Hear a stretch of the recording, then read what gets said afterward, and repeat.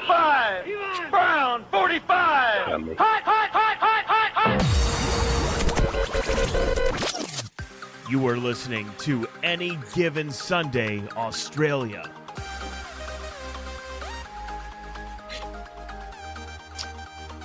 Yes, hello and welcome to the Any Given Sunday Australia podcast, the number one podcast. At least 3 households, at least Danny Boy. We're climbing at least, I reckon. 1 studio, American Football Australia head office, NFL Australia head office, and we're growing. Cincinnati, we're definitely huge in Cincinnati now with especially our boy Cam Taylor-Britt lighting it up. Joining us, as always, in the western wing of his palace at Danny Webb, AGSAU. How are you, mate? What a Monday was that? Honestly, what a Monday. Well, for everyone in America, it's Sunday, but for us, mind-blowing. How good is it to have Monday? You messaged me today and said, how good are Mondays again? Yeah, obviously it helps being off and being at home and just got to devote the whole day to football. But, man, it's good to be back. And we'll get straight into it. You've kind of led us straight into it. It was a day I had a message waking up nice and early from Flogboy, our man Adam Milne. He sent me a message saying this our review episode is going to take forever because there has been upsets galore, and he was not wrong. I did kind of get my eye across a couple of them throughout. We were on night shift last night, so I did see a couple early. But is there any of these upsets that really caught your eye, mate? Mate, I feel like we can talk about all of them, and I feel like we should. But I reckon we'll start probably with the Vikings, taking it to the 49ers. So the Vikings 23, 49ers 17, got it done. Sam Darnold was just impressive. Hit a 97-yard bomb to Justin Jefferson to give Vikings a 10-0 lead at the start of the game. The Vikings actually did have 2 red zone turnovers as well. Lost JJ in the third to a quad injury, but still managed to win.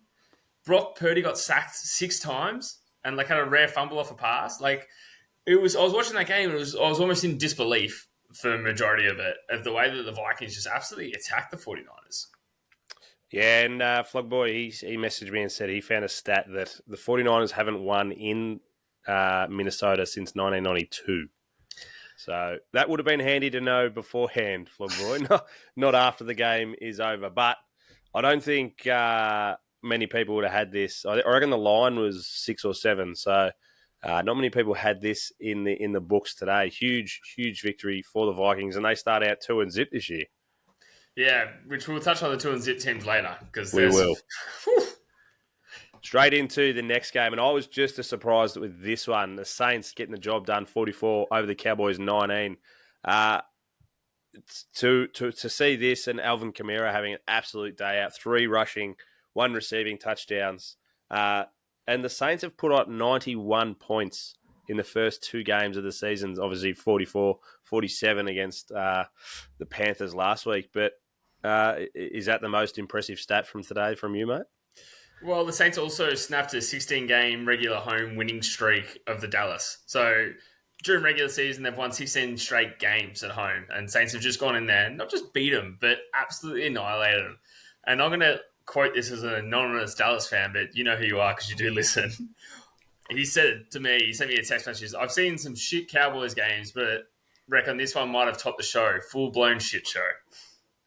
Full-blown shit show it was. The Saints really dominated both sides of the ball. Dak, a couple of interceptions. They just weren't the Dallas team that we were expecting to come out. And this is what I said. They've gone out and spent all that money in the last 2 weeks, and they're spending it on 2 guys that get it done in the regular season, although not today, but haven't really proved themselves. So making Dak the highest paid quarterback of all time, yeah, I'm not sold on it yet. And today kind of really proves that point to me, I reckon.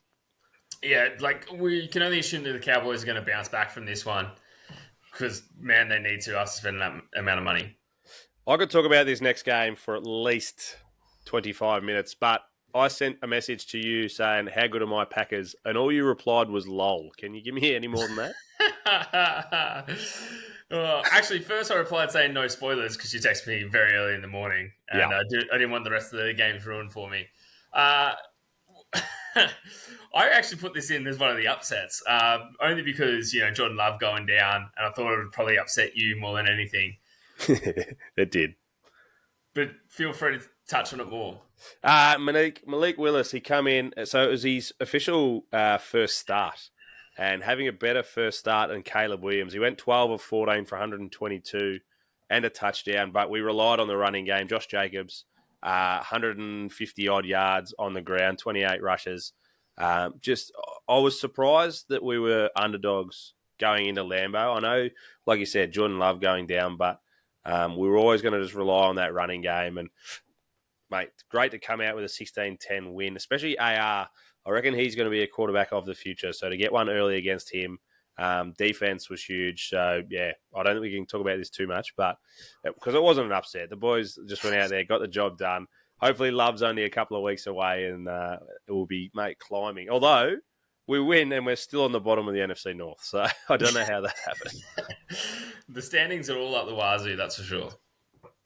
The next one, I'm excited to talk about this one, mainly because I picked it, and it was $3.70. The Bucs getting the job done against the Lions, 20-16. I'm pretty happy with this one, mate.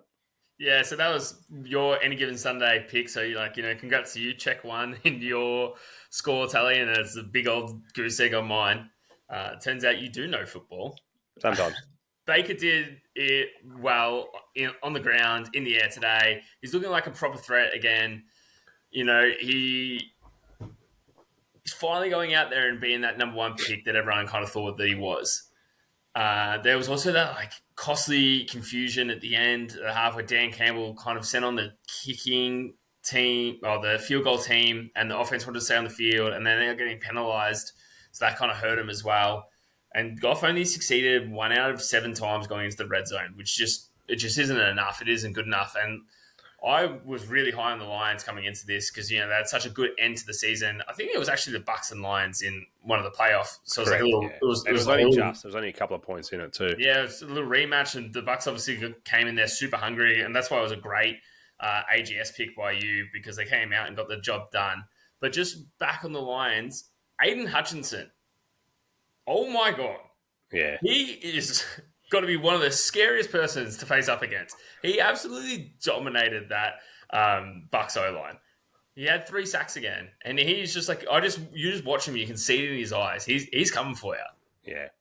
That's the one thing out of Dallas. I kind of agree that Micah Parsons is an absolute animal, but Aiden Hutchinson, cut from the same cloth. Like those two going at the ball, it's scary, and they can move left and right. And he's going to be an absolute weapon going forward. But back to Baker, I reckon you're right. He has that swagger back. He has that confidence of, you watch him when he was playing back in college, and I can't remember because he changed a couple of colleges, but running and planting the flag in the middle of, the opposition's gridiron, like he needed that kind of swagger back. And I reckon he's getting that now. It's his team and he's feeling good about it. And he's getting the job done when he needs to, which is awesome to watch. Because a Baker up and about, I think a lot of people can get around. The next one, which is this was probably the biggest shock for me. I don't know about you, which one of these one, but this one was the biggest. The Raiders 26 over the Ravens 23 with a chasing down the Ravens. They were down 13-23 in the fourth. Minshew Mania, mate. I'm sure you are up and about this Minshew Mania. Him and Adams really connected quite well. Yeah, so during that fourth quarter, honestly, it was insane. There's a few long bombs to Adams and a couple of little toe taps to keep him in. But really what actually got them the job done was their defense, the Raiders' defense. There was multiple 3-and-outs.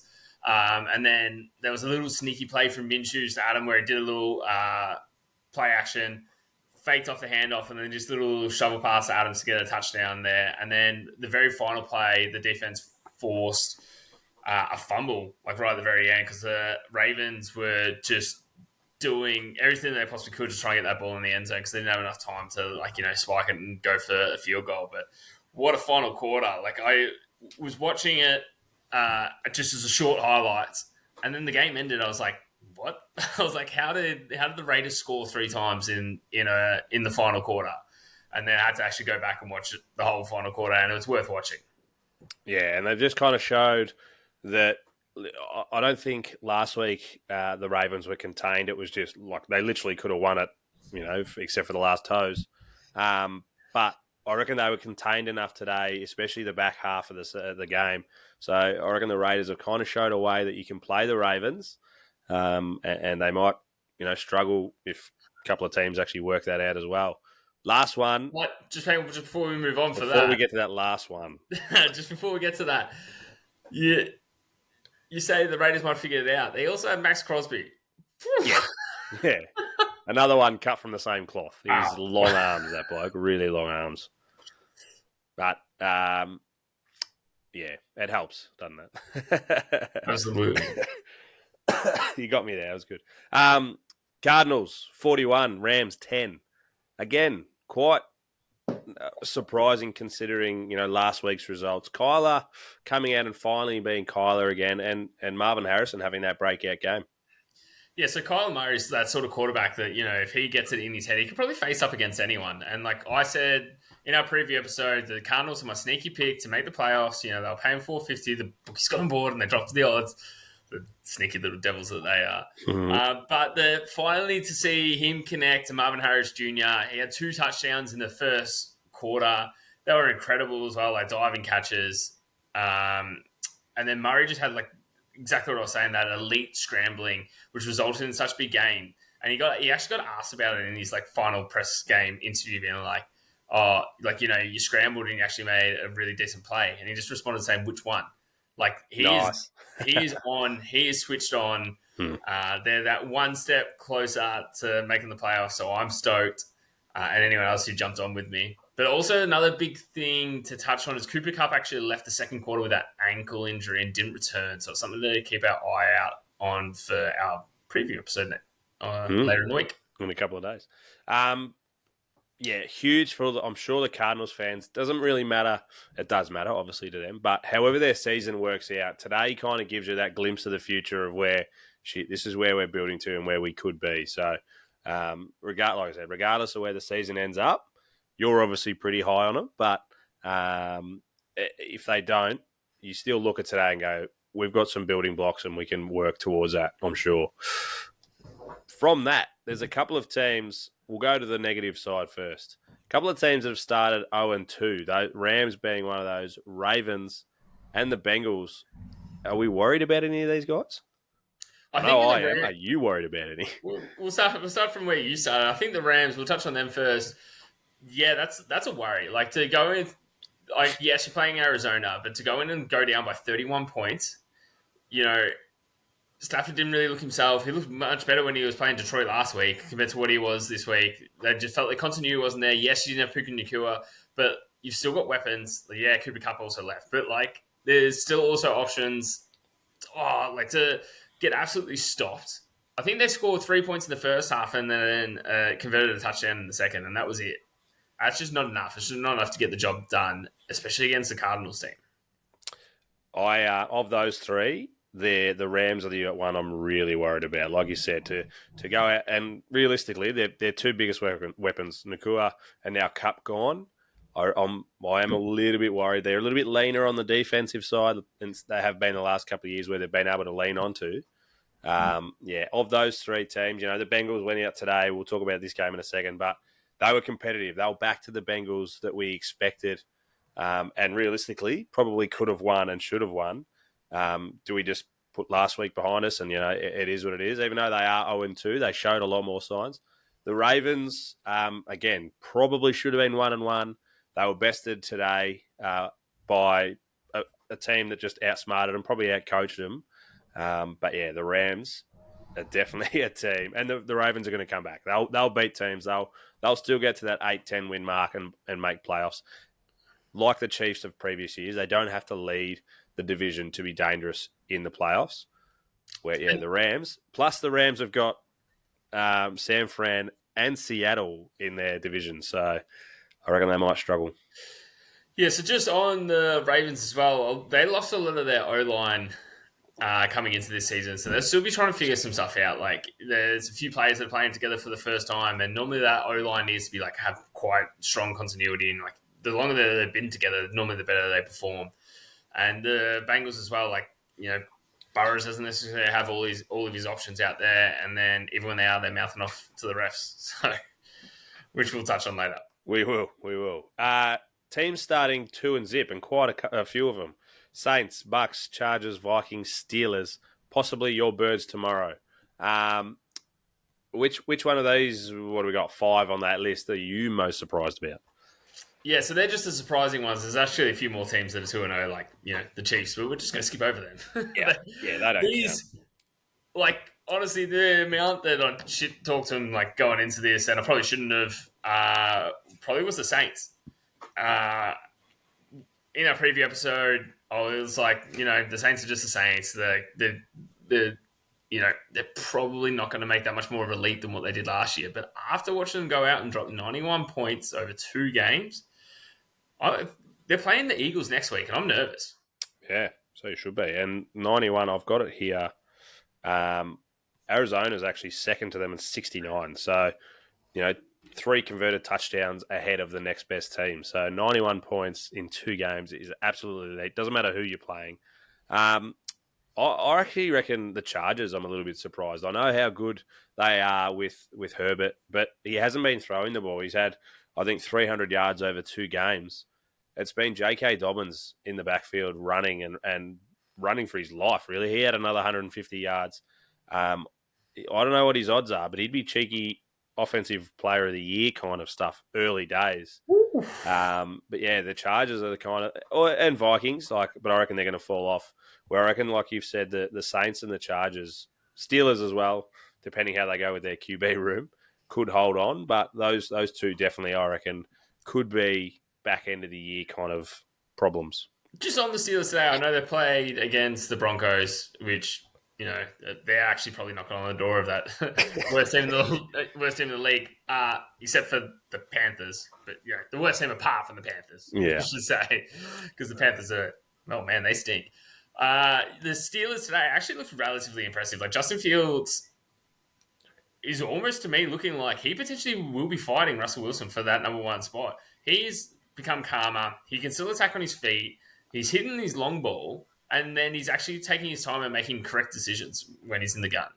And a man who doesn't get enough credit, TJ Watt, he's another one of those guys that he would be scary, just gets the job done. I reckon he's a real humble kind of guy as well. He'll pick you up after he slams you to the ground, but he's an absolute beast, that bloke. So, and we're probably a bit harsh putting the Bucs in there as a surprising 2-0 side, but maybe just the start to be 2-0 when they were going down into Detroit. Otherwise, I reckon they will definitely be up and about there this year. Taking our way all the way back to Friday for us, mate, the Josh Allen-led Bills. We quickly talk about this before we move on. Dominating Tua and Skylar Moore and the Finns. Tua having 3 interceptions, 2 of them really early.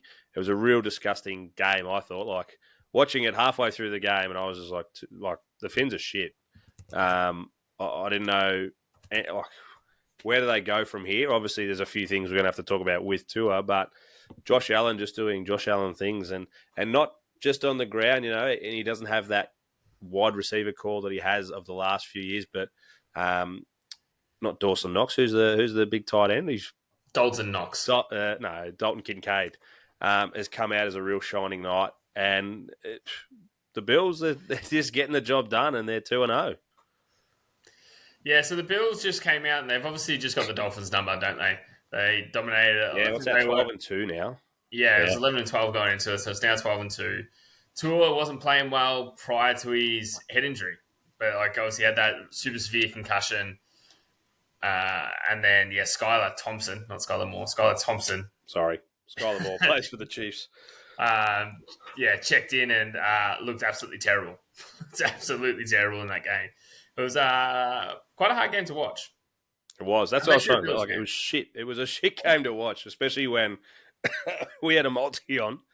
And Maxie Rampling, just still struggling from last week. Maxie Rampling messaged me and said, "Oh, thank God our multi isn't Dolphins heavy," which it was. And they sucked. It was so hard. Yeah, it was tough. I think we went 0 from 5 in that one, but we'll get better. We're back on the horse. But the biggest thing, obviously, to come out of that game, Tua concussion. You're the doctor. I'm going to leave it in your hands. Where do we go from here, mate? Is it a lot of people have been talking about forced retirement? So Tua's actually come out and said that he has no plans to retire. His goal is to get back on the field as soon as he's ready. They're not going to set a timeline, and he still can miss multiple games. He's gone to meet with a neurologist, hopefully the same one that he went to last time in 2022 when he was having all the head knocks. Coach Mike McDaniels has actually come out and said he really needs to be the QB of his family at this point, which is quite a sad thing. And like you saw him hugging him on the sideline, and like there was so much emotion there. And as much as we're joking about it, like when he went down, his hands were clenching. He wasn't in a very good way. He was clearly probably lost consciousness at that point. It looks like quite a severe concussion. So their plan is to have Skylar Thompson as the starting QB moving forward. The Dolphins are talking about bringing in a vet QB. Is Brady on the cards? He does live in I think it's $11 or $12 million condo in Florida. So it's just around the corner. He did want to have a buying interest in the Dolphins at one point. So, you know what? I don't think he should, but fuck, I would not be surprised if he turned up on their door. I think with the weapons that they've got, if he did get there, he'd make a difference. Yeah. Which would be sad, isn't it? It'd be incredible to see. Like, imagine if he came back and started playing for the Dolphins and took them to the playoffs. Tyreek Hill has 3,000 yards. Tyreek Hill will break every record. Yeah. It is, like you said, it is sad, and it's something we don't want to joke about, but he's got to get himself right because he's not very old either. Like, he's mid-20s. He's got to sort this shit out before he worries about getting back on the field. So it could be a few weeks of Skylar Thompson / Brady / somebody else. We might have to look for our preview episode of maybe some QBs that are out there that could end up down there. But there's also another couple. We had a few injuries on this weekend or on this week. But two of the bigger injuries that you wanted to talk about, Dr. Danny. Yeah, so obviously the big one, especially for all you fantasy players out there, is Christian McCaffrey actually got placed on IR. So he's going to miss 4 weeks, which is 3 more games. Those games are the Rams, Patriots, and Cardinals. So there is no doubt in my mind that he got put on there. So the hope is that he'll be fully healthy by then. But they are 3 games. This was obviously prior to losing to the Vikings. But they are 3 games that I think the 49ers are checking in their head that they've already won. Otherwise, I don't reckon he would have gone on IR because he said before game 1, when he missed game 1, he already came out and said, if this is a playoff game, I'll be playing. So I think they just want to get him perfect, get him 100%, so they just threw him on IR so they could actually bump someone up. And Jordan Mason stepping up, and you got a very bit of a cheeky smile on your face when you've written fantasy in there as well, mate. I may or may not have picked up from fantasy as soon as I saw the CMC was out just for the 1 game. So I jumped in there nice and early. Oh, man, has it paid off. He did have a game as well, even though they lost over another one over 100 yards. So huge for him. And the other big one that you're worried about? Well, just back to speaking about my fantasy team, also had this player, Hollywood Brown. He's gone for the season. So he is booked in for shoulder surgery. He's not expected to play for the rest of the season. Chiefs were super excited to have another weapon, and they probably would have needed him. Well, maybe not, but would have helped them to absolutely dominate to push towards that three-peat. So I think it's actually quite a massive loss to the Chiefs. I don't think anyone's complaining that the Chiefs are finally missing out on someone, though. Probably not. No, and even after today, they got Xavier White, Rashid Rice, and Travis Kelce. You're doing all right, aren't you? Yeah. Worthy coming through, absolutely. They're going to be fine, but definitely no good for Hollywood Brown. He's always been that one that's kind of thereabouts, but just he's probably spewing too, missing out on an opportunity to be a part of this kind of team.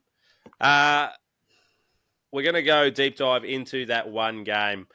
We picked it out of a hat, and it was the Chiefs-Bengals game, so not a bad one to deep dive into. Just quickly, Chiefs getting the job done, 26 over the Bengals, 25, finishing with a Harrison Butker 51-yard field goal just to seal the game as time expired. It was a great game to watch. Like I said before, good to see. I've got a thing here, Joey B, actually doing Joey B stuff. Our man, Cam Taylor-Britt, getting an absolute ripping one-handed interception. You've already called it as the interception of the year. That's how good that is. yeah, another classic Chiefs and Bengals game, mate. Yeah, so just Chiefs doing Chiefs things and winning the game on the final drive. Another holding call happened to go their way, coming from a salty Eagles fan over here. But yeah, so without that penalty, they wouldn't have got into field goal range. It was actually on the fourth down. It was pass interference. It actually was pass interference. So you got to give it to him. Unfortunately, it's just the way it is. And then, yeah, Burrow has now missed one of his opportunities to have 4 winning games against Mahomes. Do you know who the only other player to do that is? Other QB? To have 4 winning games against Mahomes. Mm. I hope it's not Hurts. Maybe Brady? It's Josh Allen. Oh, yeah, they've had some classics. Yeah. So, yeah, Josh Allen's the only other one. Yeah, so Burrows was sitting at 3, and if he had got the job done today, he would have joined, Josh Allen up there. Mahomes only threw for 151 yards and had 2 interceptions in this game, which I thought was relatively crazy. Burrow did play quite well, 258 yards and 2 touchdowns, but also had the ball stripped at one point, which resulted in a Chiefs touchdown. So, it was almost like both sides of the ball. And then something I mentioned earlier in the episode, Jamar Chase was actually penalised for some unsportsmanlike conduct in the fourth quarter. Joey B tried to hold him back, but Chase wouldn't stop. He was upset that there was a hip drop tackle, which if you look at the replay, it was a hip drop tackle, but it just wasn't called. And he wouldn't let it go and went absolutely at the referee there. And then, got quite penalised for it, which hurt them big time. You mentioned the defensive pass interference at the end. It was a real touchy kind of call. Like live, it was game over because, like I said, it was 4th and 18 or something like that. And Mahomes just scrambling around. I think it was Rashid Rice, I want to say, was leaning back, and just as he went to jump, it was only a rookie as well. I can't remember his name, but he just jumped first, and he got the touch first, and the call was defensive pass interference because he went too early. He didn't allow Rice to get his full extension up and actually make a play at the ball. I don't know if he would have caught it because there was 2 or 3 around him anyway. They would have, I reckon, they would have got him out. So it's a bit of a disappointing way to finish the game, and I genuinely thought the Bengals, because they also had I think it was hands to the face or something like that, which put them back, 3rd and 4th and 17. So yeah, hugely disappointing for the Bengals fans. I had Maxie on the text message straight away saying we should have fucking won that one, and they should have, because it was in Burrowhead, but I don't believe it's called Burrowhead anymore. They've renamed it back to Arrowhead. What is it? GEHA Stadium. Oh, I wouldn't have a clue what its real name is. But yeah, it was Burrowhead for a long time, every time since he went there. And yeah, now it's definitely back to Arrowhead. Andy Reid was doing some Andy Reid magic, though. I don't know if you saw that, where there was a little play call where the big offensive tackle, Morris, ended up catching a touchdown. Why? I didn't see it, but I heard later on in the game that they said we've had a Morris catch, and I thought they didn't tell me it was a touchdown. I did hear he had a catch though, so that's huge. And you got to love that kind of shit from Andy Reid, don't you? Yeah, for sure. And they would have had some real crazy play call name for it as well. Yeah, that's it. And that's it. We have to appreciate greatness as much as we all want the Chiefs to kind of fail, because that's just the sort of generation that we're in. You also got to appreciate greatness when it happens. Yes, it was an unfortunate call towards the end, and probably should have been in the Bengals game, but there was some highlights on both sides of the field. Patrick Mahomes actually came out and had a really good quote at the end of this as well. He said, "That's 2 great games of football we've played over the past 2 weeks. Teams that we've played in the AFC Championship game previously. We're going to clean up all the mistakes, especially the ones on offense. It starts with me, and we'll be a better team for it," which is scary when he starts talking like that.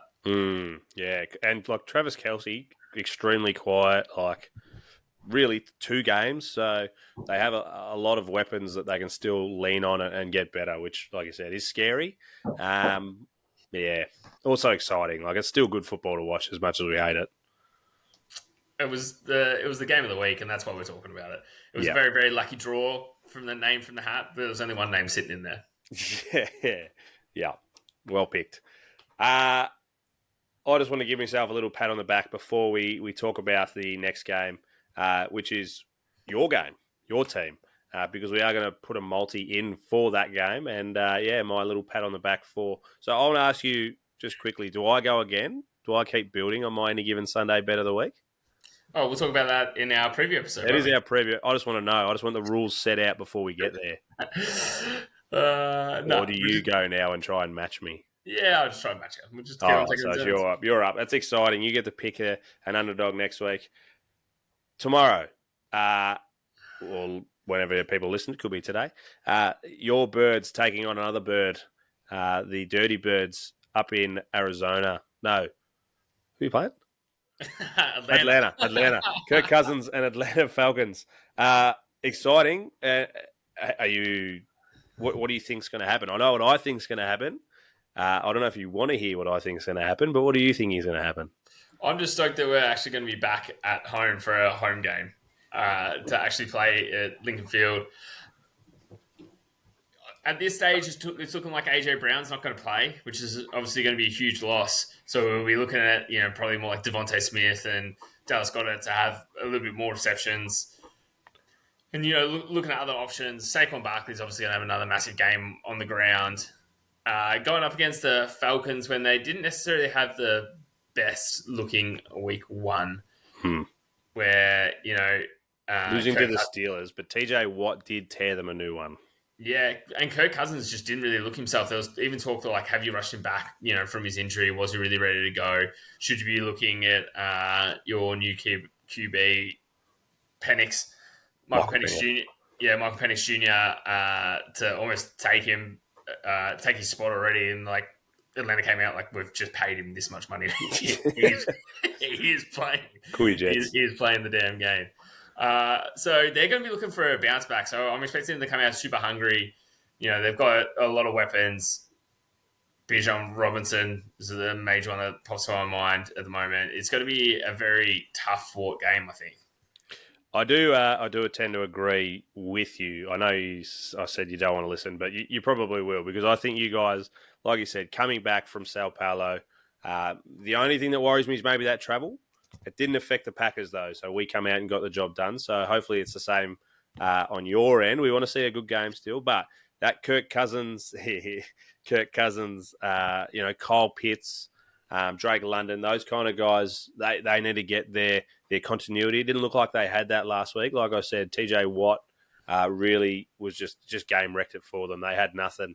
Bijan still played all right, so we're expecting him to be the same. On your side of the ball, Saquon Barkley is going to have an absolute day out. I don't care what you say. You could put him for 150 yards. He'll probably get it, because they let up over 150 to the Pittsburgh Steelers. Najee Harris hasn't been a proper running back in the last 3 years, and he put up 70 or 80.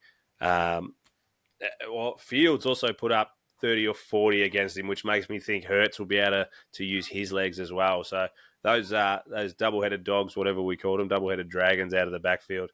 And like you said, it will suck that AJ Brown won't be playing, but it's just going to free up Devonta Smith. He's going to have a day as well, bring Goddard back into it. But yeah, I think Saquon Barkley is the guy I'd be getting around for sure, because he's going to absolutely run holes through this team. Well, on that note, shall we build a multi? We can, and I feel like we have given away where we want to go with the multi.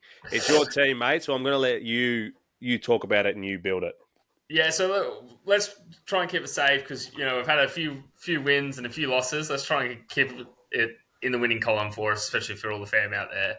I reckon Devontae Smith, absolute minimum he's going to get is 4 receptions. That makes sense. Like you said, AJ Brown out, he's going to be your number one. Yeah. And then you were talking about Jalen Hurts and Saquon Barkley being that two-headed beast. Hurts, I reckon, will easily get 25 rushing yards, so we've got to throw him in there as well. Barkley got 3 touchdowns in the last game. Surely he can get a third of that in this upcoming one against a run-poor defense. So, yeah, throw him in for a touchdown. And then, because AJ Brown's out, I reckon Barkley's going to get a lot on the ground, but he might actually receive a couple. So I'm thinking a little 110 yards rushing and receiving together. Yeah. Oh, mate, like I said, you could have put him 150 and I reckon he'd get it. And then lucky last, just to, juice up a little bit. It is a two-sided event here. There is two teams playing, so we can't just have it full Philly heavy. So let's throw Bijan Robinson in for a little 50-yard rushing.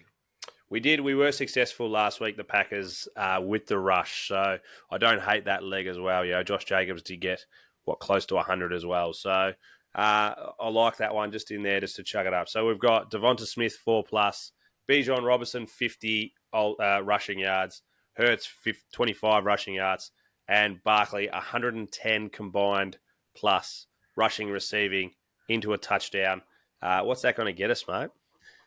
It's going to give us a little $7 multi.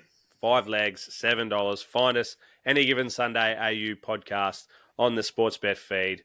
Love it. Enjoy your day tomorrow. Do you get to actually sit down and watch it? I'll be sitting down the whole day. Yeah, grouse. Enjoy that, mate. And we'll catch you bright and early Thursday morning for our preview episode for next week. Fly Eagles, fly.